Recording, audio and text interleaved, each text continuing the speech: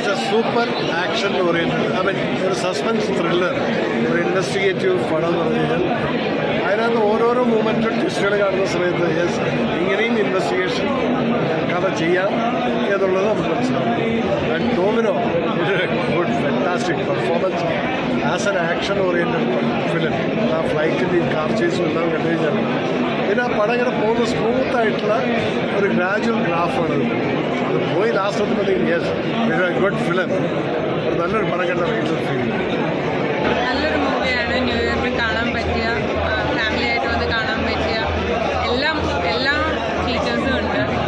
Emotions ഉണ്ട്, fight ഉണ്ട്, suspense ത്രില്ലറുണ്ട്, സ്റ്റാർട്ടിങ്ങും ഉണ്ട്, ലാസ്റ്റ് വരെയും കണ്ടിരിക്കാൻ പറ്റിയ ഒരു ഏരിയ മൂവിയാണ്. എല്ലാവരും തീർച്ചയായിട്ടും തിയേറ്ററിൽ തന്നെ മസ്റ്റ് വാച്ച് മൂവിയാണ്. എല്ലാവരും തിയേറ്ററിൽ തന്നെ പോയി കാണാൻ പടം അടിപൊളിയാണ്.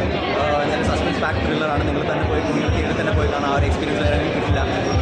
ഇതൊരു എന്താ പറയുക ആക്ഷൻ പാക്ക് ഫിലിമാണ്. എല്ലാവർക്കും ഇഷ്ടപ്പെടും. Edge of the seat experience നല്ലൊരു സിനിമയാണ്. പോയി കാണാം. சூப்பராக இருக்குது. ஆனால் ஆடியன்ஸ் அப்போ படம் பார்த்துருக்கு எப்படி இருக்குது? ஆடியன்ஸுக்கு பிடிக்கும் கண்டிப்பாக. நமக்கு ஸ்டோரி கேட்கும் போது எனக்கு தெரியும்.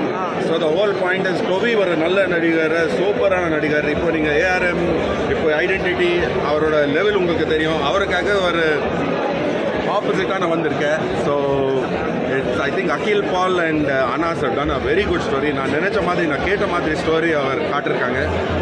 பப்ளிக் ப்ளீஸ் பாருங்க. Beginning of 2025 I enjoyed the movie. நான் வேண்டிக்கிறேன், I hope you all come and see the movie and you all enjoy the movie too. Happy New Year to all of you. Thank you.